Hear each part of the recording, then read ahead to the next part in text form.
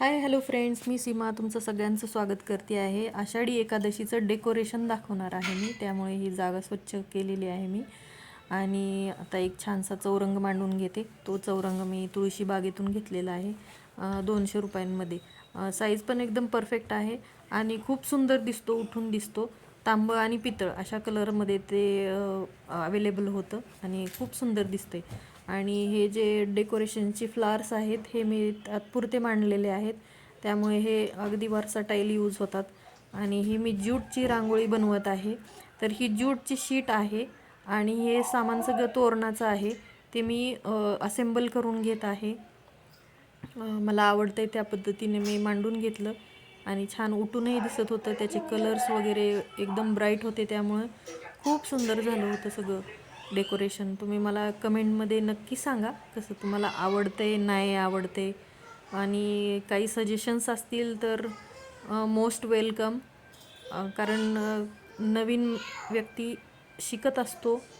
तुम्ही please comment करत जावा आणि भरभरून प्रेम द्या. आशा करते तुम्ही प्रेम द्याल. थँक्यू.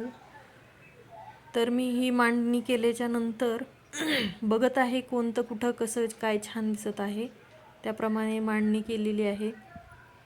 हे डेकोरेशन करायला मला अर्धा तास लागलेला आहे.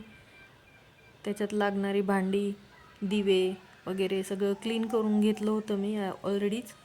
आणि मी याच्यात एक बॅकड्रॉप दाखवलेला आहे, त्याचा शॉर्ट व्हिडिओ पण टाकलेला आहे. तुम्हाला कसं वाटलं ही ज्यूटची रांगोळी ती मला सांगा. इथं मी मूर्ती मांडून घेतलेली आहे आणि पाठ थोडासा पुढं ओढून घेतला आहे, कारण आपल्याला बॅकड्रॉप ठेवायचा आहे मागे. तर हे असे छोटेसे कमळाचे सेट ऑफ 3 आहेत. हे याला उरळी म्हणतात. त्याला स्टँड्स पण होते, पण हे मी असं यूज केलेलं आहे. आता हे छोटंसं अगरबत्ती होल्डर आणि हे आहेत टी लाईट कॅन्डल होल्डर्स. तर याच्यामध्ये मी हे ठेवून घेतलेलं आहे. अशा पद्धतीने छानशी मांडणी केलेली आहे. जागा पूर्ण भरून दिसत आहे आणि हा बॅकड्रॉप ठेवलेला आहे. बघा कसं सुंदर दिसत आहे. आणि आता दिवा लावलेला आहे, दिवा ठेवून घेते.